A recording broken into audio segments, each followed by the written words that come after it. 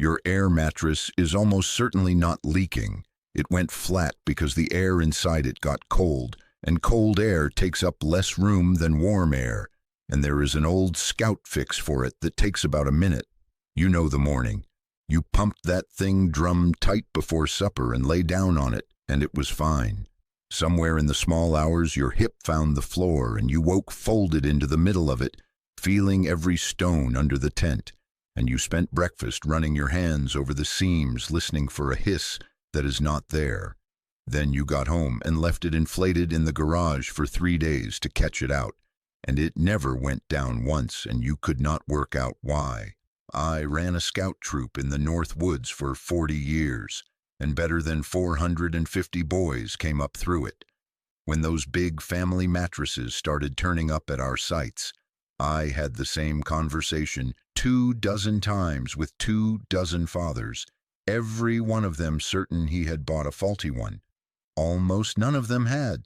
What they had was a bed full of air behaving exactly as air behaves, and nobody had ever told them what it does at night. So here is what I am going to do. First, I am going to give you the reason, which is simple and which almost nobody has been told. And once you have it, you will know at a glance whether yours is leaking or not. Then I will give you the test that settles it in one night, so you stop guessing. Then the old fix, which is 4 things and costs nothing. Then how to find and mend a real leak out in the field with what you already have. And I will be honest at the end about what an air mattress is genuinely bad at, because there is one thing it does very poorly indeed, and it is not the thing you think. Start with the reason, and it is not a hole. Air expands when it warms and shrinks when it cools. That is not a camping opinion. It is one of the plainest facts there is, and you already know it from your car. Your tires read low on the first cold morning of autumn, and nobody thinks they are punctured. The same air is in there. It is occupying less room because it is colder. Now think about what happens to your tent overnight. You inflate that mattress in the late afternoon when the air is warm, 65, 70 degrees, whatever it is. By 4 in the morning, the air in that tent might be 40. That is a drop of 25 or 30 degrees, and a drop like that takes something in the order of 5 or 6% of the volume straight out of the air inside your mattress. Now, 5% does not sound like much. Here is why you feel every bit of it. A mattress only holds you up because the air inside is under pressure, and the pressure is what makes it firm. Lose a little volume and the pressure drops away faster than you would expect, and the moment it drops below what it takes to carry your hip, you go straight through to the floor. There is no gentle middle. It holds you, and then it does not. And here is where most people make it worse without knowing it, because of how they filled the thing. If you blow a mattress up with your own lungs, or with one of those little pumps that runs off the car, the air going in is warm, and if it came out of your chest, it is also full of moisture. Warm air has further to fall than cool air does, so it shrinks more overnight, and the moisture in it condenses out into water on the inside, where it does you no good at all and never dries. A boy in my troop once poured a good half cup of water out of a mattress he had been breathing into all summer. So the pump is not only about saving your lungs, it puts cooler, drier air in, and that air holds its volume better through the night. And there is a second thing working on you at the same time, and it happens on the first 2 or 3 nights of a new mattress. The material stretches. A new one comes out of the box tight and unyielding, and the first few times it is loaded with the weight of a grown person, the plastic and the seams give a little and settle into their working shape. So it goes softer and it stays softer, and that is not a fault. That is the thing bedding in. Inflate a new one at home for a day or 2 before you ever take it camping, and you will get that stretch over with in the garage instead of at midnight in the rain. Put the 2 together and you have got the whole of it. New mattress stretch, plus the air shrinking as the night gets cold, and you have a man on his hands and knees, at dawn looking for a hole that is not there. And it is worth saying plainly where that air went, because people find this hard to believe. It went nowhere. It is all still inside. Not one molecule left that mattress. The molecules simply slowed down as they cooled and stopped pushing on the walls as hard as they were pushing at supper time. And pushing on the walls is the entire reason it was holding you up. When the sun comes round in the morning and warms them again, they speed back up and push again, and the mattress comes back. You have been blaming a container for something the contents were doing. So before you throw it out, run the test that settles it, and it takes you one night. Inflate it in the evening until it is firm. Then take a marker and put a mark on the wall of the mattress, or lay a broom handle across it and note where the handle sits, so you have got something to compare against rather than a feeling. Then, in the morning before you touch anything, look at it. Yes, it is down. Everybody's is down. Here is the part that gives you your answer. Leave it exactly as it is, and let the day warm it up. Come back to it in the middle of the afternoon, and look again. If it has come back up on its own, close to where it started, you do not have a leak. You never did. That air is still in there, and it just went and hit on you when the temperature dropped, and it came back out when the sun got to work. And if it is still flat in the warm afternoon, and flatter still by evening, then you have a genuine leak, and I will show you how to find it in a few minutes. One thing to be fair about while you are doing it: do the test with the mattress somewhere it can actually warm up, on a porch or in a sunny room, and not left in a cold garage where nothing will change all day. And do it with nobody lying on it, because a body pressing down will confuse the picture entirely. That one test saves people a great deal of money and a great deal of temper, and almost nobody I have met knows to do it. Now, if this is already explaining a morning you have had, tap the like button. That is the whole ask, and it takes a second, and it is what puts this in front of the next fellow crawling round a tent at dawn listening for a hiss. Then stay with me, because now we get to the fix, and the fourth part of it is the one that will surprise you most. The old fix is 4 things, and none of them cost anything. The first is that you stop inflating it hard. Almost everybody overinflates because a hard mattress feels like a well-done job, and it is exactly the wrong instinct. Fill it to about the point where it is firm, but you can still press your palm down into it an inch or so. That is enough. 2 reasons. A drum-tight mattress puts every ounce of strain on the seams, and seams are where these things fail, and cold makes the material stiffer and less forgiving besides. And an overinflated bed does not conform to your shoulder and your hip, so it presses back at exactly the points that hurt, and you roll about all night hunting a position that is not there. A slightly soft one cradles you. Ask anybody who has slept on both. There is one more reason to leave it a little soft, and it catches people who drive up into the hills. Air pressure falls as you go up. So a mattress inflated hard down at the trailhead and then carried up a couple of 1,000 feet is under more strain at the top than it was at the bottom, because the air outside is pushing back on it less. It is not usually enough to burst anything, and it is quite enough to leave a seam working all night that did not need to be. If you are camping high, fill it up there and not down below. The second thing is that you top it up at the right moment, which is not when you pitch.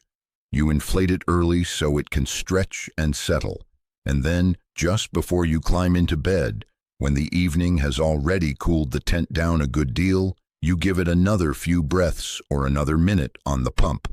Now you have got it firm at something much closer to the temperature it is actually going to spend the night at, and it has far less shrinking left to do. That one change alone fixes most of it. And keep the pump in the tent, not in the truck. If it does go soft at 2 in the morning, 30 seconds of pump is nothing, and stumbling out to the vehicle in the dark and the wet is a great deal. One more thing on the topping up for anybody sharing a mattress. 2 people on 1 bed of air are not 2 people on 2 beds. There is one body of air under both of you, so when one rolls over, The air moves and the other one goes down. Nothing fixes that entirely, and running it a touch firmer than one person would, and putting the heavier person nearer the middle, takes the worst of it out. The third thing is what goes underneath. A ground sheet under the tent, and inside it you sweep the floor with your hand before the mattress goes down, because what punctures these is almost never a rock outside. It is a twig or a pine cone or a bit of grit that came in on somebody's boot and got ground into the underside all night by 180 pounds of sleeping man. The fourth thing is this. An air mattress is a very good bed and a very poor blanket, and if you are cold on one, the mattress is doing it to you. Before I give you the mechanism, do the second thing for me and subscribe. There is a whole shelf of this kind of plane, knowing that used to pass down from a father or an uncle or an old scoutmaster, and it mostly stopped passing, and I am working back through it, one video at a time. One tap and the next one finds you on its own. Now the part almost nobody has been told. Here is the mechanism, and once you see it, you will never forget it. A foam pad keeps you warm because the air inside it is trapped in millions of little sealed pockets, and it cannot go anywhere. Still air is one of the finest insulators there is. That is the whole basis of everything warm you own. Now look at what is inside an air mattress. One enormous open chamber, and the air in there is perfectly free to move. Your body warms the air against the top surface. That warm air rises and travels, touches the cold underside sitting on the cold ground, gives up its heat to the floor, sinks, and comes back around to be warmed by you all over again. Around and around all night, a slow current inside your own bed, quietly carrying your body heat down and handing it to the ground. That is why people report being colder on a big air mattress than they were on a thin foam mat that cost a tenth as much. It is not their imagination, and it is not the bag. It is a convection loop running underneath them, and it explains something else people find strange, which is that a summer mattress is comfortable and the same mattress in October is miserable. In summer, the ground under it is warm, so there is little temperature difference for that current to work with, and it barely runs. In autumn, the ground is cold, the difference is large, and it runs hard all night. Same bed, same person, different result. And it changed because the ground changed, and not because anything broke. The proper camping mats sold now get around this, and it is worth knowing how, because it tells you what you are paying for. They fill the inside with foam or with layers of reflective material, so the air in there is broken up into small spaces and cannot circulate. That is the whole of the difference. You are not buying better plastic. You are buying air that has been stopped from moving, and the fix is the old one, and it is free. You put insulation between you and the mattress, a wool blanket folded and laid on top of it, a cheap closed cell foam pad on top, even a folded quilt or a couple of spare fleeces under your hips and shoulders, anything that stops your body heat reaching that circulating air in the first place. Blanket on top, then your bag, then you. And here is what almost everybody gets wrong. They put the blanket over themselves. It is warmer under you. Over the top, it is one more layer of bedding among several. Underneath it is the only thing standing between you and a machine, quietly moving your heat into the dirt. Now let us say your afternoon test came back flat, and you really do have a leak. Here is how you find it, and it is straightforward. Inflate it hard, harder than you would sleep on. Then listen first, with the tent quiet, working slowly along the seams, because the seams are where these fail far more often than the flat panels. If you hear nothing, wet the back of your hand and pass it slowly over the surface an inch away, because moving air on wet skin is easy to feel and hard to miss. If that gets you nowhere, mix a little dish soap in water and wipe it over the seams and the valve with a cloth.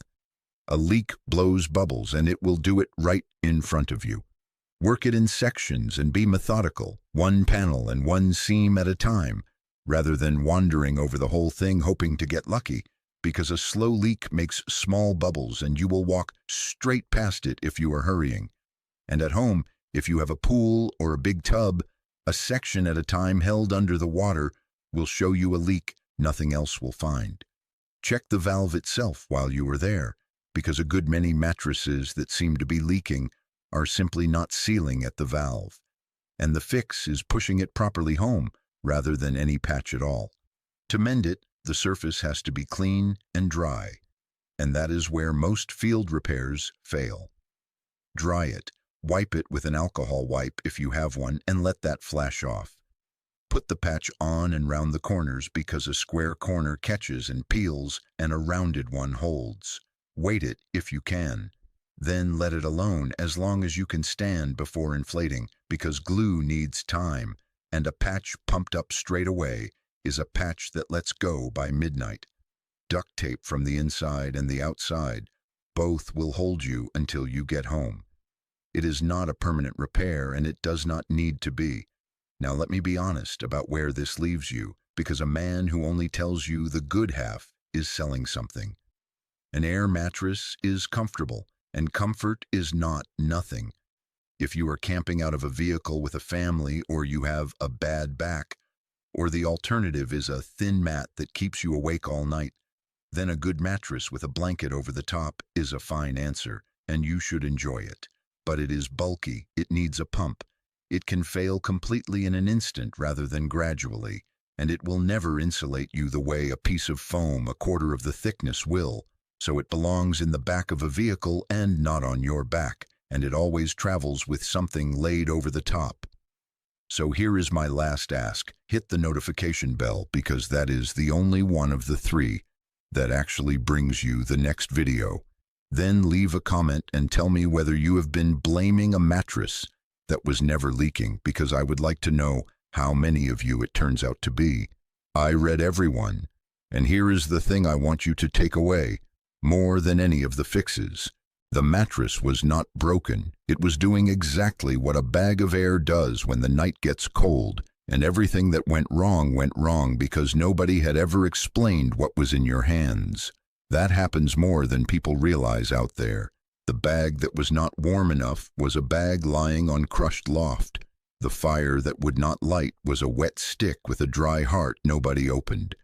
In every one of those, the gear was fine and the understanding was missing, and the shop has an answer to sell you for each, and not one of those answers is the explanation. Nobody hid this from you. There is simply no money in telling a man his mattress is fine, so nobody tells him, and he goes and buys another one. You are at the end of that chain, and you do not have to stay there. Try the test this weekend. Blow it up in the evening, mark it, look in the morning, then look again in the warm of the afternoon. Then lay a wool blanket over the top before you make the bed. Sleep on it once and see the difference for yourself. Then show a child the same, because that is the only way any of this ever traveled. Next time I want to show you how the old camps cooked a whole supper down in the coals with no pot and no pan at all, and baked bread in a hole in the ground with the fire sitting on top of it. It is older than this country, and it works as well tonight as it ever did. I will see you there.